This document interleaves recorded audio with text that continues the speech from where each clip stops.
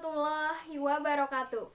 Hai semua, perkenalkan nama saya Rahmawati Aziza dari program studi Pendidikan Guru Madrasah Ibtidaiyah Fakultas Agama Islam Universitas Muhammadiyah Jakarta.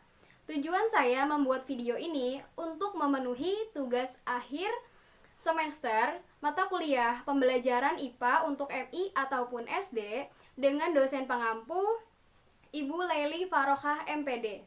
Di video ini saya akan menjelaskan pembelajaran tematik di kelas 4, tema 5, subtema 1, pembelajaran ke-1. Adik-adik, di video ini kita akan mengenal beberapa tokoh sejarah dan juga peninggalan sejarah pada masa kerajaan Islam, Hindu, dan juga Buddha.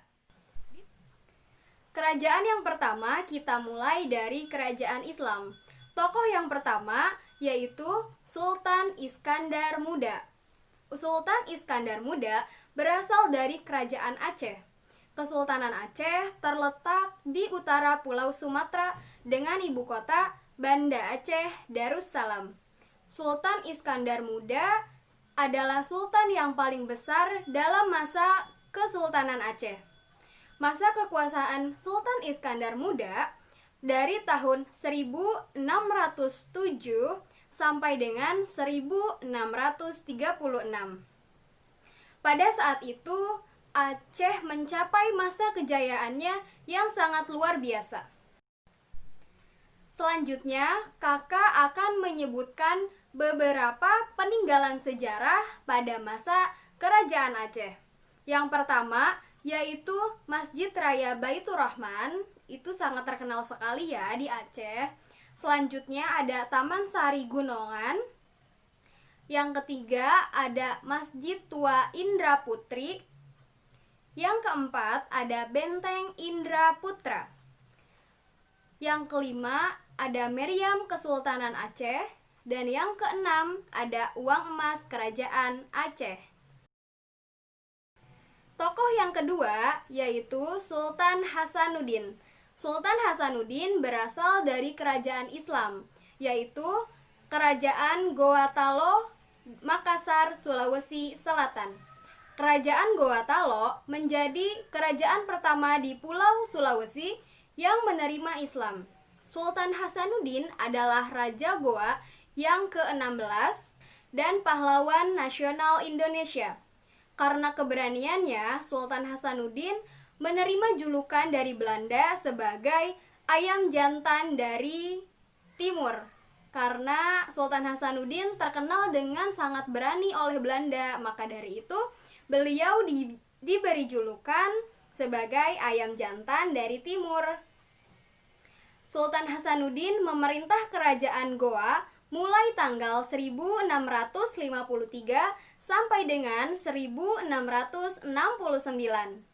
Adapun 5 peninggalan sejarah dari kerajaan Goa Talo, yaitu yang pertama Batu Pelantikan, yang kedua Masjid Katangka, yang ketiga Istana Balalapoa, dan yang kelima yaitu Benteng Somba Opu. Tadi kita sudah mengenal 2 tokoh dari kerajaan Islam. Selanjutnya kita akan mengenal dari kerajaan mana, Kak? Selanjutnya kita akan mengenal tokoh dari kerajaan Buddha, yaitu Kerajaan Sriwijaya. Tokoh yang ketiga yaitu berasal dari kerajaan Buddha dan kerajaan Sriwijaya, yaitu Raja Balaputra Dewa.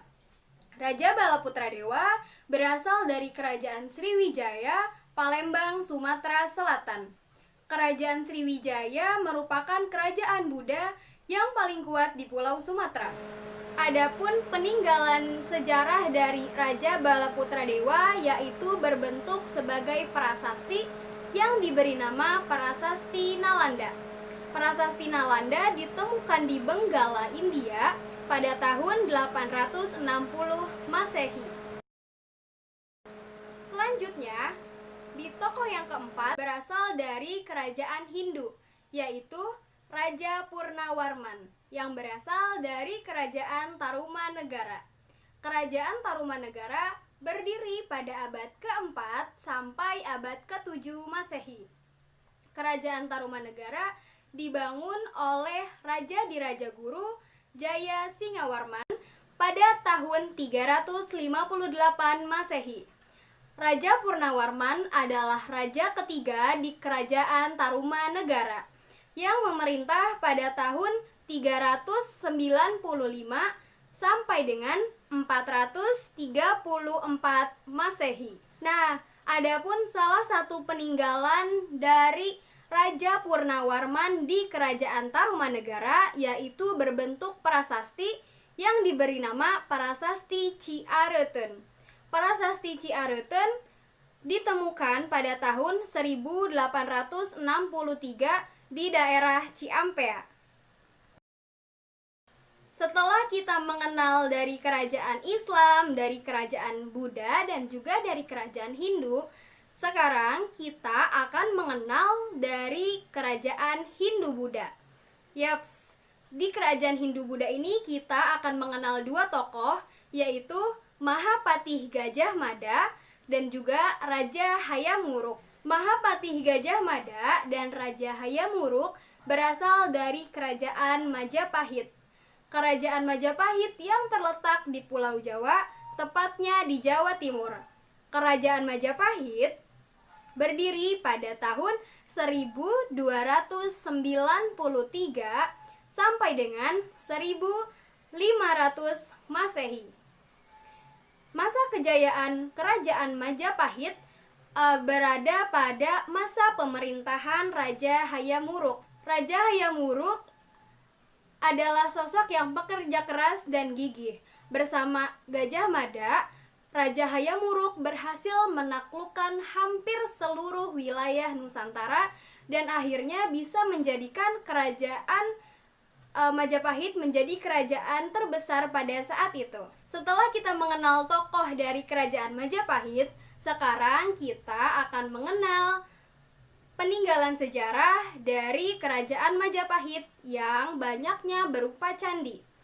Oke, akan kakak sebutkan ya. Yang pertama yaitu Candi Sukuh, yang kedua Candi Seto, yang ketiga Candi Pari, yang keempat yaitu Candi Jabung, dan masih banyak lagi candi peninggalan dari kerajaan Majapahit.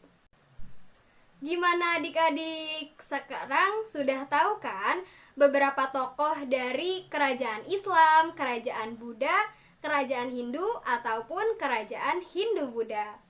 Nah, sampai di sini pembahasan tentang tokoh dan juga peninggalan sejarah dari beberapa kerajaan di Indonesia. Masih banyak lagi kerajaan yang ada di Indonesia. Kalian bisa cari tahu lebih jauh lagi. Semoga video ini bisa dipahami dengan baik, dengan mudah. Selanjutnya, kita akan membahas tentang sifat-sifat cahaya.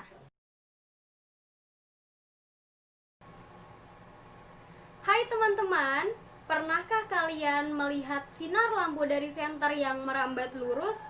Atau pernahkah kalian melihat sinar lampu dari senter yang menembus benda bening? Yaps, dua contoh tadi adalah sifat-sifat cahaya yang bisa kalian temui di dunia nyata. Yuk langsung kita bahas. Cahaya adalah salah satu energi yang dipancarkan oleh benda atau sumber cahaya dalam bentuk elektromagnetik. Cahaya sangat penting bagi kehidupan kita. Adapun beberapa sumber cahaya yaitu ada matahari, ada bintang, ada api, ada lampu dan juga senter. Dan cahaya memiliki 4 sifat. Apa aja sih sifat cahaya? Yuk kita pelajari. Yang pertama yaitu cahaya dapat merambat lurus. Sifat ini terjadi jika cahaya melewati satu medium perantara pembuktian.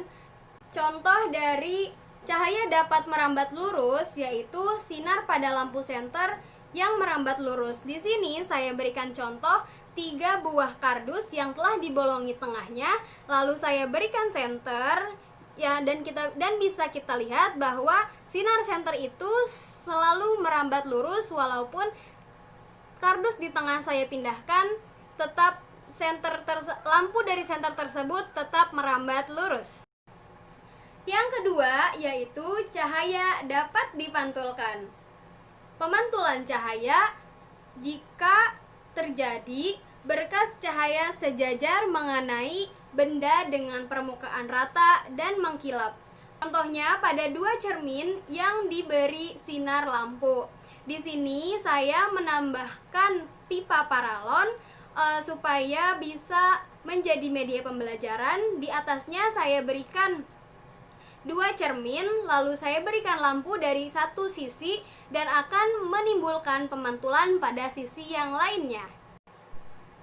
Yang ketiga, cahaya dapat menembus benda bening. Cahaya dapat menembus benda bening. Hal ini terjadi karena benda bening mampu meneruskan cahaya. Jika cahaya mengenai objek gelap, cahaya tidak akan menembus bening, tetapi membentuk sebuah bayangan. Contoh dari cahaya dapat menembus benda bening yaitu saya di sini menggunakan senter dan juga bingkai kaca yang transparan sehingga bisa melihat bahwa cahaya dapat menembus benda bening. Yang keempat, cahaya dapat dibiaskan. Pembiasan cahaya terjadi ketika arah rambat cahaya dibelokkan. Contohnya, kolam yang airnya jernih akan terlihat dangkal, pensil yang terlihat patah saat dimasukkan ke dalam gelas bening berisi air. Cukup sekian penjelasan pembelajaran di video ini. Semoga bermanfaat untuk adik-adik sekolah dasar dan semoga bisa menjadi referensi untuk para guru saat mengajar. Tetap semangat dalam belajar di masa pandemi seperti ini. Kita doakan semoga pandemi cepat berlalu dan tetap bersungguh-sungguh dalam menuntut ilmu, karena barang siapa yang bersungguh-sungguh pasti akan dapat. Untuk kalian yang baru lulus SMA dan sedang mencari perguruan tinggi, Fakultas Agama Islam Universitas Muhammadiyah Jakarta sedang membuka penerimaan mahasiswa baru. Untuk kalian yang berminat ingin menjadi guru, silahkan daftar di Prodi PGMI atau Pendidikan Guru Madrasah Ibtidaiyah di Fakultas Agama Islam Universitas Muhammadiyah Jakarta. Memiliki fasilitas sarana dan prasarana yang lengkap dan juga memiliki tenaga pendidik atau dosen yang berkualitas. Jangan lupa kuliah di UMJ. Cukup sekian video dari saya, kurang lebihnya mohon maaf. Tolong berikan komen positif di bawah. Terima kasih. Billahi fisabilil haq fastabiqul khairat. Wassalamualaikum warahmatullahi wabarakatuh.